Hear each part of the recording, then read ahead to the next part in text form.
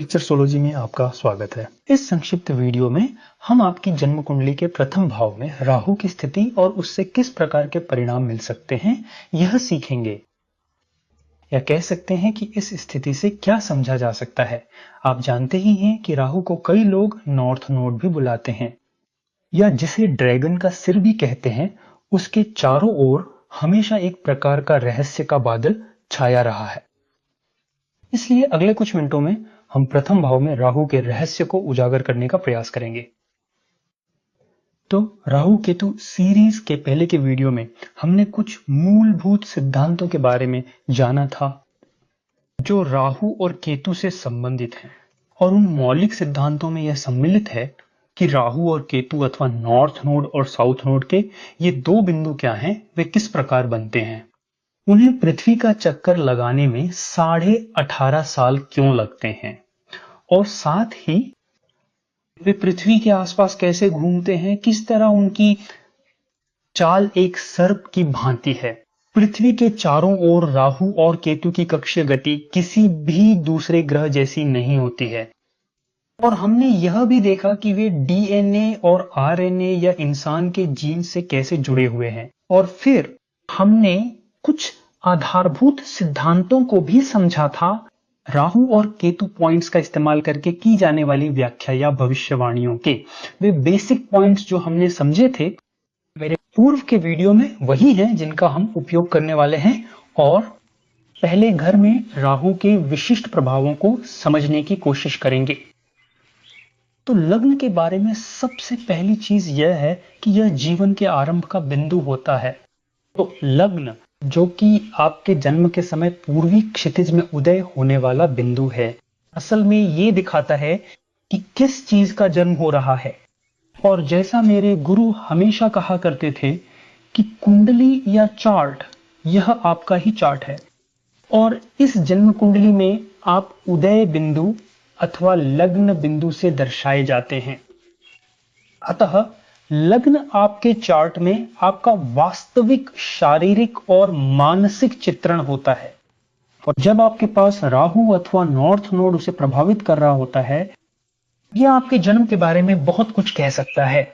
और जैसा कि हमने पूर्व में सीखा था कि राहु और केतु वस्तुतः व्यक्ति के डीएनए अथवा जीन्स से संबंधित हैं, और राहु विशेषतः जीन्स के पैतृक पक्ष अथवा पिता के परिवार के पक्ष से संबंधित है। तो यह आमतौर पर यह कहा जाता है कि जब राहु किसी भी लग्न बिंदु पर असर डालता है, मतलब लग्न पर अथवा लग्न के स्वामी या प्रथम भाव के स्वामी को, तो जन्म पिता के खानदान की तरफ से होता है, जिसका मतलब है आप कह सकते हैं कि जिस आत्मा ने जन्म लिया है वह कोई ऐसा है जो भूतकाल में था। परिवार के पितृ पक्ष यानी पिता की तरफ के परिवार से कोई पूर्वज, क्योंकि राहु विशेष रूप से दादा को दर्शाता है, तो यह दादाजी की तरफ से कोई भी रिश्तेदार हो सकता है।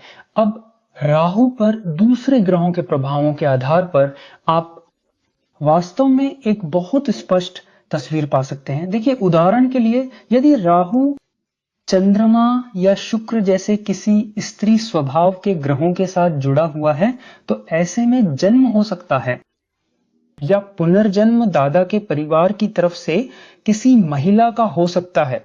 और यदि राहु पुरुष ग्रहों के साथ जुड़ा हुआ है तो यह जन्म हो सकता है दादाजी के परिवार की तरफ से किसी पुरुष का। अब मान लीजिए कि अगर बुध ग्रह जुड़ा हुआ है, देखिए बुध प्रतिनिधित्व करता है बुआओं का, बुध चचेरे भाई बहनों को भी दिखाता है।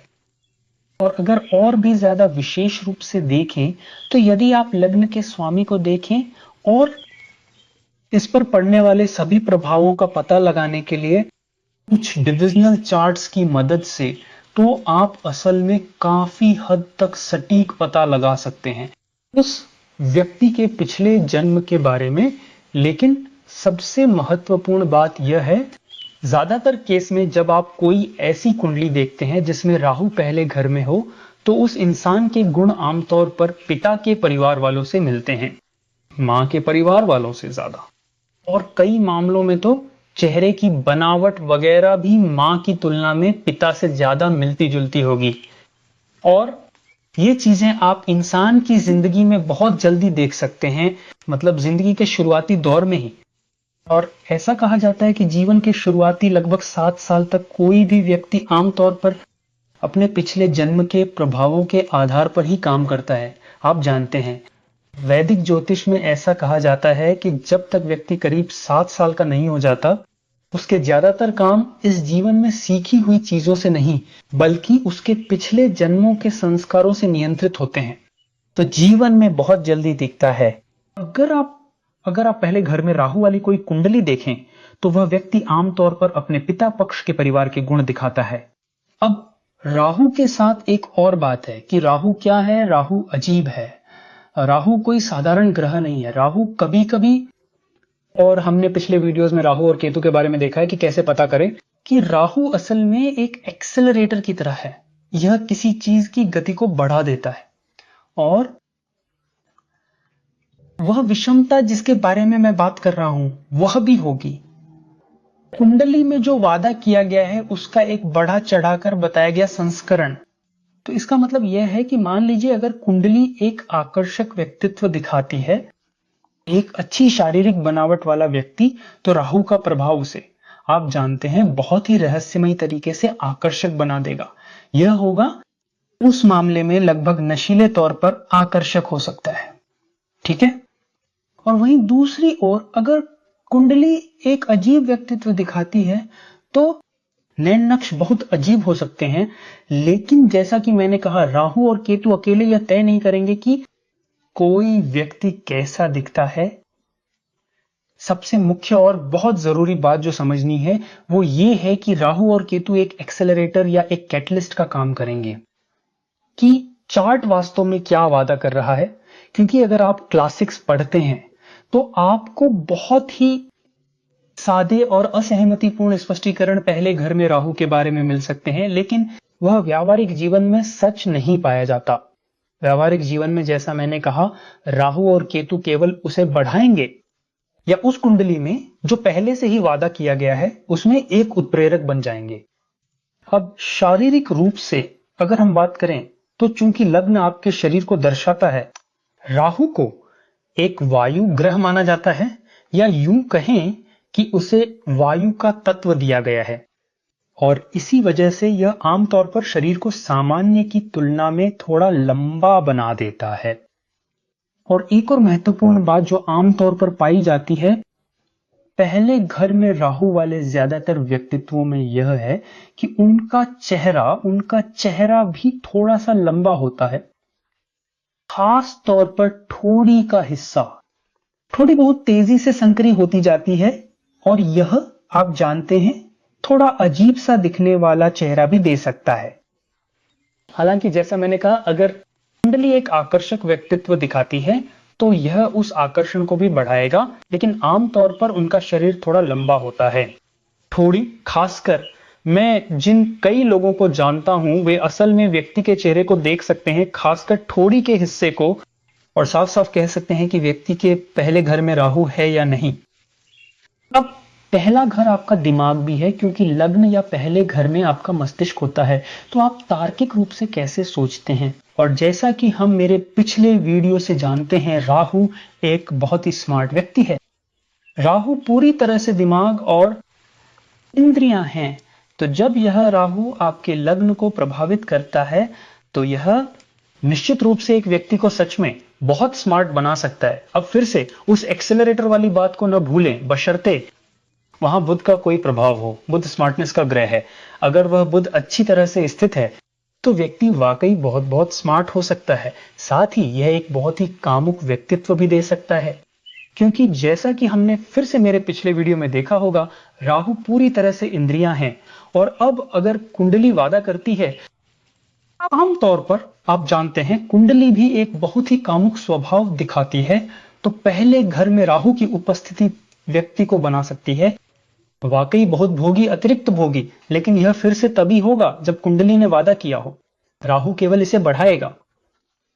और यह बात व्यक्ति के अंदर भौतिक जीवन में या कहें कि सांसारिक जीवन में सफल होने की एक बहुत बड़ी इच्छा को भी दर्शाती है और साथ ही उसकी इच्छाओं की पूर्ति भी करता है। नाम और प्रसिद्धि की बहुत इच्छा। पहले घर में राहु आमतौर पर ऐसे व्यक्ति से जुड़ा होता है जिसे पसंद होता है कि समाज में उसे अच्छी पहचान मिले। अब वह किस तरह की पहचान चाहेगा, यह पहले घर के प्रभावों पर निर्भर है। तो अगर गुरु पहले घर को प्रभावित करे, वह उच्च समाज में बुद्धिजीवियों के बीच, विद्वान लोगों के बीच प्रतिष्ठा और पहचान की तलाश करेगा वगैरह। अब जीवन की शुरुआत वाली बात पर लौटते हैं। देखिए, राहु जब पहले घर में हो तो यह दिखा सकता है थोड़ा मुश्किल, जन्म जन्म के समय कठिनाई। अब आप निश्चित रूप से इसकी भविष्यवाणी कब कर सकते हैं?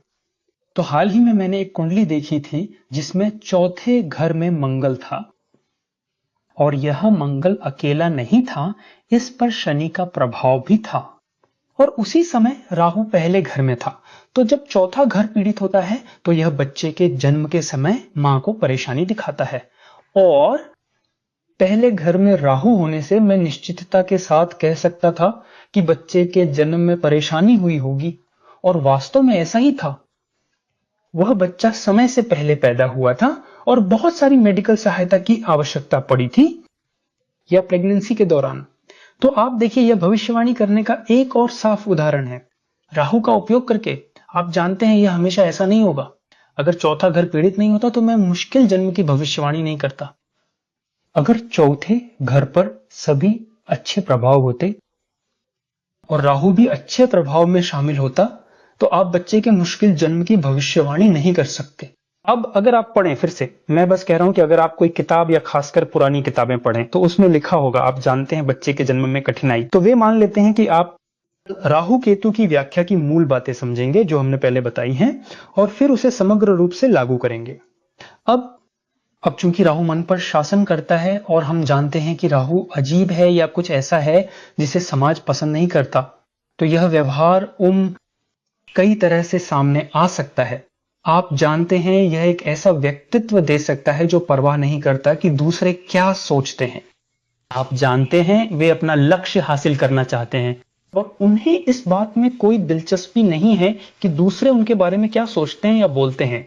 और इस वजह से अब फिर से यदि कुंडली में कोई अन्य संकेत है जो इसका समर्थन करता है तो व्यक्ति उन चीजों में शामिल हो सकता है जो आमतौर पर समाज द्वारा स्वीकार नहीं की जाती, या वे या तो सामाजिक नियमों को तोड़ सकते हैं या उससे भी आगे जा सकते हैं।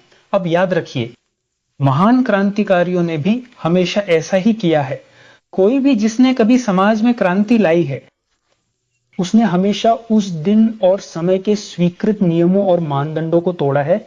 लेकिन क्या हमेशा एक क्रांतिकारी ही सामाजिक नियमों को तोड़ता है? नहीं। आप जानते हैं कि वास्तव में सामान्य तौर पर नियम और कौन तोड़ता है? तो यह राहु नियमों से परे जाने की प्रवृत्ति दे सकता है, अपने खुद के कानून बनाने की। आप जानते हैं, चाहे वह ऐसी दिशा में होगी जो आपके अपने भले के लिए हो या आपके अपने ही नुकसान के लिए, यह कुंडली से तय होता है। परंतु हां, दूसरों के बारे में बिल्कुल भी परवाह न करने की प्रवृत्ति एक ऐसी प्रवृत्ति जो स्वतंत्र रूप से अपनी इच्छा को दूसरों पर थोपना, आमतौर पर इसी राहु के साथ जुड़ा होता है। अब यह कई तरीकों से प्रकट हो सकता है। यह आपके ड्रेसिंग सेंस में भी दिख सकता है। आप जानते हैं लोग बहुत अजीब तरीके से कपड़े पहनना पसंद कर सकते हैं, बहुत ही अजीब तरीके से, अगर यह राहु थोड़ा पीड़ित हो और खासकर अगर यह जलीय राशि में हो। तो दोस्तों, ये कुछ ऐसे तरीके हैं जिनसे आप अपनी जन्म कुंडली के पहले भाव में राहु के प्रभाव की व्याख्या कर सकते हैं। आशा है आपको यह वीडियो पसंद आया। कृपया मेरे चैनल को लाइक और सब्सक्राइब करें ताकि ऐसे और अपडेट्स मिलते रहें। मेरे साथ रहने के लिए आपका बहुत धन्यवाद और उम्मीद है आपसे जल्दी फिर मिलूंगा। Bye bye.